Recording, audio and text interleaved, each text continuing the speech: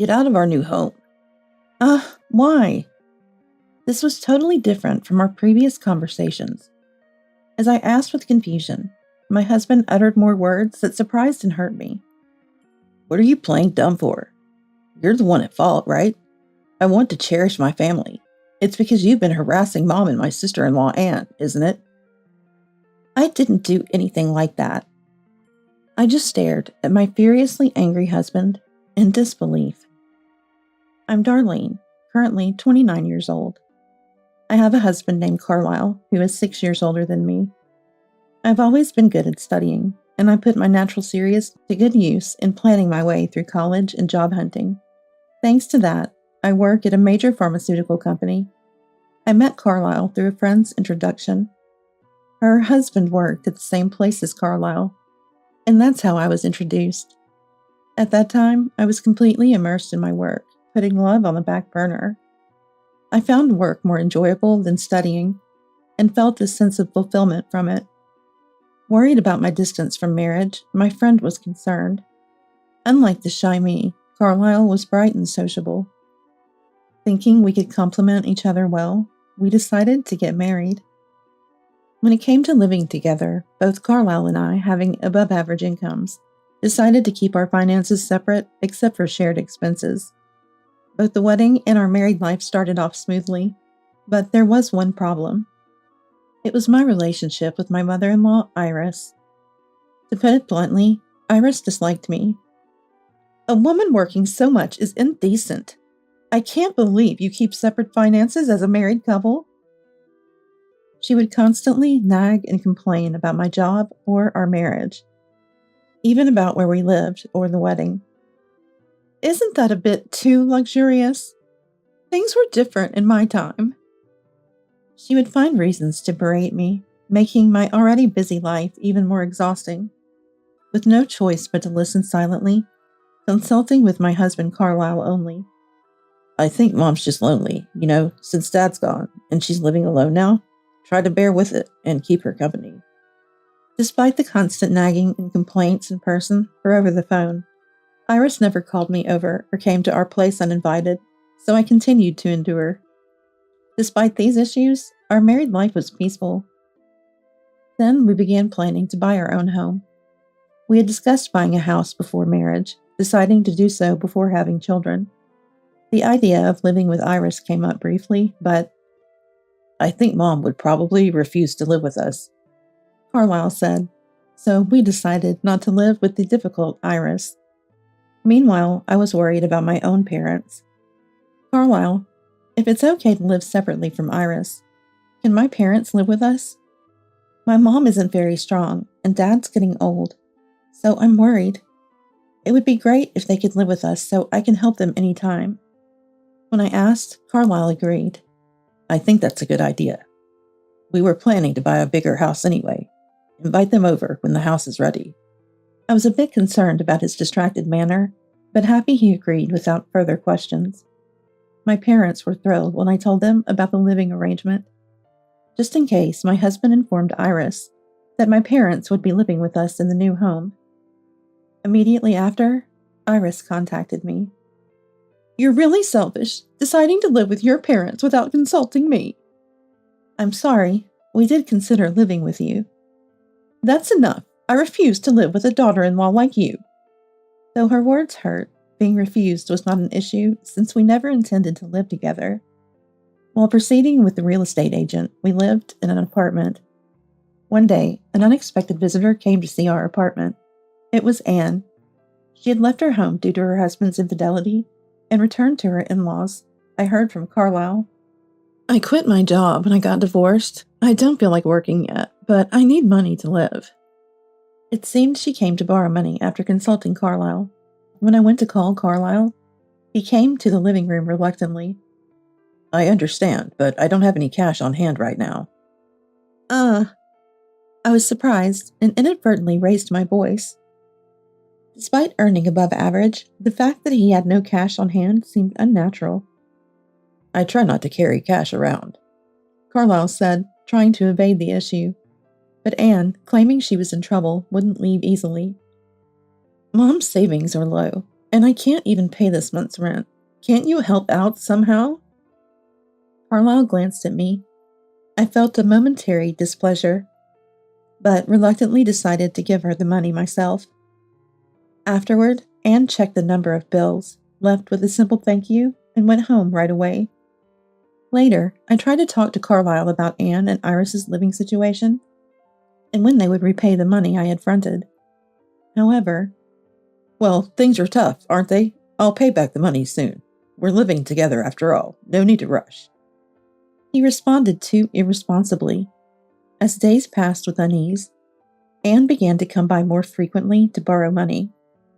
And unlike at first, she started demanding money directly from me, not through Carlisle.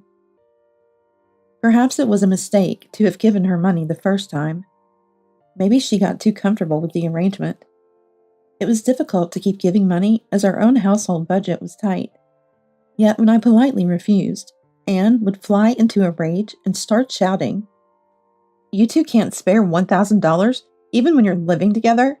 I'm unemployed and struggling here. Aren't I part of the family too? It wouldn't hurt you to help out a little." Even so, I apologized and insisted it was difficult asking her to leave for now. Then she quickly returned, this time with Iris. "You're being too selfish. Carlisle's sister is your sister too. It's cruel to ignore a family struggling to make ends meet." "That's right. Do you want us to starve to death? Maybe we shouldn't have allowed this marriage. It's too pitiful for us," they accused, barging into the house and rummaging through drawers. "This is where you keep the money, right?" "Please wait. This is troubling," I protested, but they took the envelope of living expenses I had stored without listening. If such incidents continued, it would ruin our lives. I watched them leave in dismay, feeling a chill of fear. That night, even when I shared my fears and anxiety with Carlisle, "It's tough for them, so it can't be helped," he dismissively said. "You're my wife, right? Just like Mom says, we're family. Just handle it. Well, I'm too tired to deal with this," he said before going to sleep alone. Carlisle worked at an advertising agency, and indeed he seemed busy lately. With nightly overtime, weekend work, and frequent business trips, he might not have had the mental space to deal. However, it was troubling that he wouldn't listen to me when I was struggling with family issues. With our new home being built, and family relations like this, I wondered if we could really manage well in the future. I already harbored significant anxiety about our long-term marriage. Moreover, Carlisle's presence at home became scarce, not just because of work, and our conversations dwindled. An inexplicable suspicion grew in my heart. Sleepless nights continued for a while. To avoid further theft, I made sure not to meet Anne and Iris, avoiding them on days they might visit and dodging phone and email conversations. Thanks to these efforts, I managed not to give them any more money. Despite receiving daily emails filled with sarcasm and insults, by intentionally staying away, I managed to avoid direct encounters and financial demands. The home construction progressed smoothly, and a few months later, the house was completely as planned, with both floors equipped with bathrooms and toilets. Considering a 2-generation living setup and a spacious, bright kitchen, the house was perfect for household chores. We planned to call my parents over after settling in, but just when we were ready to invite my parents, Carlisle dropped a shocking statement. "I've decided to live here with my family, so can you not call your parents? And you should leave too." Why? That was completely different from our previous discussions. As I asked in astonishment, my husband uttered more words that surprised and hurt me. "Playing dumb now, are we? You're the one at fault, aren't you?" I stared at my furious husband, completely dumbfounded. "I don't know what you're talking about. I need you to explain it to me properly." "You have been harassing Mom and Anne, despite them coming over. You chase them away. Don't answer their calls, ignore their emails." Of course, I have no recollection of ever harassing anyone. It seems like Carlisle is misunderstanding something. "I'm sorry if it seems that way, but we can't afford to give away more money." "It's just a little help. Isn't money money? Can't you help a bit? Being asked for $1,000 every time? We have a mortgage to think about. We can't do this. My family is your family too. Don't you even want to help your own family? Why? Now you sound just like Iris and the rest. Sadness overflowed, and I couldn't help but tear up. Yet, without noticing my state, Carlisle slammed the table with a frown. You're pushing them too far. Both mom and sister are hurt. They've become mentally fragile because of you. I never thought you could be such a terrible person. Wait, I just wanted to protect our household finances. If we keep giving them money, it'll affect our future. I'm sorry about Anne and Iris, but I think that's their problem. We can't keep meeting their unreasonable demands. I will protect my mother and sister. That's why I'm bringing them here to live with us. You've been pressuring my precious family, and you don't even understand how busy I am with work. I don't want to see your face anymore. Get out now. Carlisle yelled at me with exaggerated anger. I was taken aback for a while. You're the wife of this household. Shouldn't you be more devoted to me, this house, and my family? You're still working as much as before. Do you want your own money that badly? There is no point in getting married. Being bombarded with complaints one after another was exhausting. Indeed, the days without conversation had already broken the relationship between Carlisle and me. Furthermore, I've been refusing money requests from Iris and Anne. It's natural for the two who resent me to take his side. They probably want to take over our new home for themselves. And Carlisle, annoyed by me over work and personal issues, believed their claims and plotted to kick me out. It hurts to say it, doesn't it? He was my husband, whom I once loved. It's sad, painful, and incredibly frustrating to see our relationship fall apart like this. But on the other hand, I had been considering leaving Carlisle. I was fed up with him. He wouldn't listen or even look at me when he occasionally came home. And there were other reasons. As evidence, I had secretly prepared divorce papers. It's a shame our home, built with so much thought, has come to this. But if you insist I have no choice, I'll leave the house to you and your family. But in exchange, I have something to say. I refuse to just leave and be separated. I want a divorce. Please sign these divorce papers. When I placed the brand new divorce papers on the table, Carlisle snorted in disbelief. Quite prepared, aren't you? What does this mean? I've reached my limit with our life together. If you want to kick me out, the feeling is mutual. Let's talk about divorcing now. This was unexpected for me, so make sure nothing like this happens again. I'll be recording our conversation from here on. Carlisle reluctantly agreed, his face twisted with dissatisfaction. That night, we settled the discussions related to our divorce. Since we kept our finances separate, there was no distribution of property. The house was originally bought under Carlisle's name, so he would continue paying the mortgage. After everything was settled, Carlisle signed the divorce papers. I quickly packed my bags, took the divorce papers, and left the house. On the doorstep, I suddenly asked Carlisle something that concerned me. Hey, about what we decided earlier. You're going to be unemployed soon, right? Can you really afford the mortgage? I expected him to get angry or make excuses. But Carlisle avoided my gaze and gave a foolish response. What are you talking about? His attempt to feign ignorance only deepened my disillusionment. Yes, I knew. Carlisle was about to be fired from the advertising agency where he worked. Despite his predicament, he feigned ignorance. His feigned ignorance made me go beyond anger to sheer disbelief. Dealing with his family became unbearable. But to me, he's already someone else. No more involvement. Let him do as he pleases. After all, I've already looked into his actions and taken steps ahead of time. Then I took my belongings and went back to my parents' house to start a new life. My parents were sad about my divorce, but accepted me warmly when I expressed my desire to support Dad and Mom. A calm life of commuting to work from my parents' house began. Then something happened. One day after work, I checked my phone and saw a ton of missed calls from Carlisle. Now my ex-husband, almost a stranger. What could he possibly want? but I had an idea.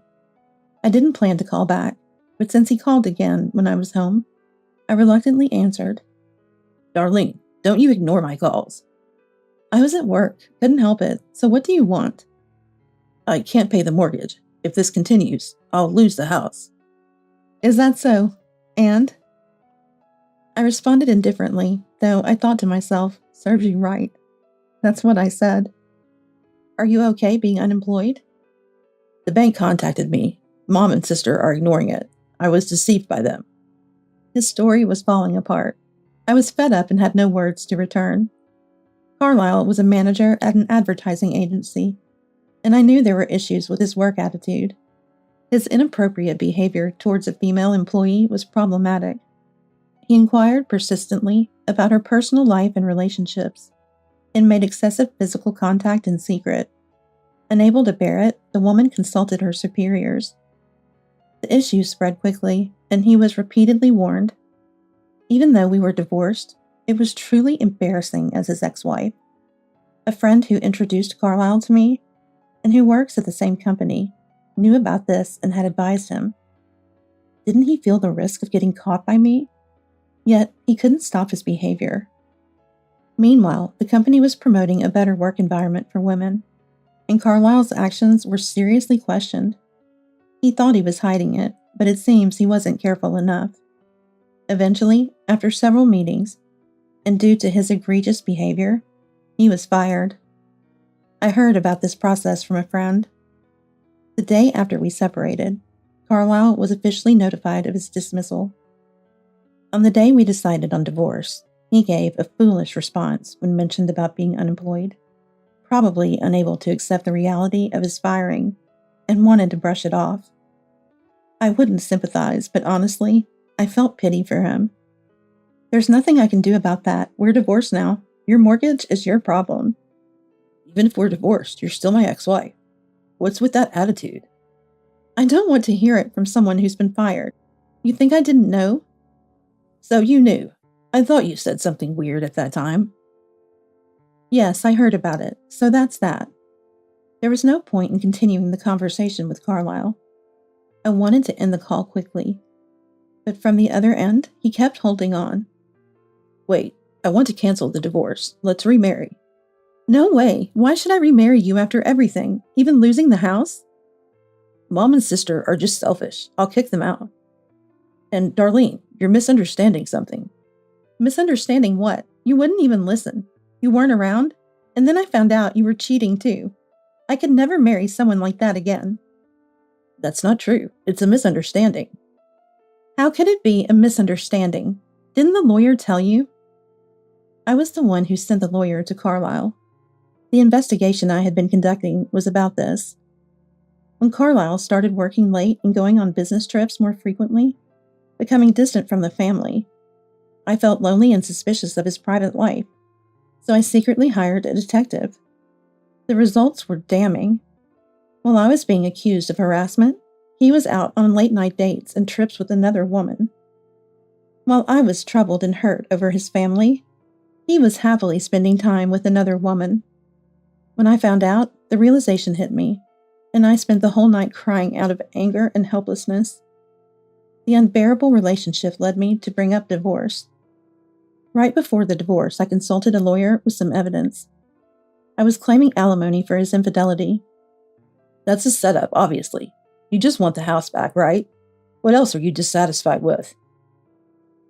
Now you say that. The evidence I left with the lawyer clearly shows your infidelity. I'm telling you, it's not. Should I show more evidence then? There are more proofs of your cheating besides what I gave to the lawyer. Why won't you believe me? Because it's the truth. I couldn't help raising my voice, utterly sick of my ex-husband's foolish claims of innocence. Look, I really can't afford the house loan, and I'm in trouble. Marry me again and come back home. No way. Please, you're still working, right? I admit the misunderstanding. You weren't bullying Mom and Aunt. What? Bringing that up now. After all his complaining about me continuing to work and falsely accusing me of attacking Iris and Anne, he dares to say this now. Divorced and unemployed, Anne must have been asking for money. When you refused to protect our finances, even Mom joined in blaming you. Yes, but realizing it now is too late. I wanted you to understand back then. Who was enjoying time with his affair while I suffered because of those two? My bad. I admit it. Isn't that enough? Unfortunately, I can no longer trust you. My disgust for my ex-husband trying to worm his way back only grew. I was desperate to end the call. Please, I can't pay the loan without you. So you want to get back together for the money? Unbelievable. And you know what? It's not just the affair. I know why you were fired. Harassing a girl at work? And you didn't stop, even after warnings from your boss? I'm so disappointed in you. That's a misunderstanding. I would never do such a thing. That's why, even without you saying anything about the house, with all that's happened, I would have suggested divorce just the same. After saying that, Carlisle finally fell silent. He must be feeling frustrated, finding no words to say. I ended the call right there and blocked him. Since then, I've been living with my beloved parents, working hard as usual. There were days when Carlisle's affair and the issues with Iris and Anne made it hard to focus on work, but I love my job and continue to excel and achieve. I was even recognized and promoted by my boss. I heard about Carlisle's subsequent life through Dad. Apparently, unable to stay unemployed, he tried to find a new job, but his dismissal from the previous job hindered his efforts, and he couldn't get hired anywhere. Now he's living on a low-wage part-time job, barely making ends meet. Without the ability to pay for a single-family home loan, Iris and Anne also had to start working part-time. Their plan to take over the house for free completely fell apart, and they must be tasting bitterness now. And Carlisle's savings had significantly decreased. He had apparently spent a lot on his affair partner. On top of the house loan, there's also the alimony payment to me. Furthermore, he's being sued by the female employee he harassed, and paying her compensation drained his already scant savings. Now struggling to keep the house without letting it go, the three of them must be working frantically on minimum wage. I can almost see them exhausted from being overworked. And particularly Anne, who was desperate to borrow money from me, had told me in the past about being divorced due to her husband's affair, but it turned out she was the one who had the affair, which led to her divorce when it was discovered. She had to pay alimony to her husband, resulting in her debt. She probably intended to use the money taken from me to cover that repayment. Honestly, what a mess with these siblings. I regret getting involved with such a foolish family, but am glad I divorced and cut ties quickly. Several years later, this will finalize the contract. I thanked the real estate agent, planning my second home with my parents. A dream home more comfortable than the previous one, for us to live together. Thank you. This house is much nicer than the previous one. I'm glad we discussed this together. It's unfortunate about the marriage.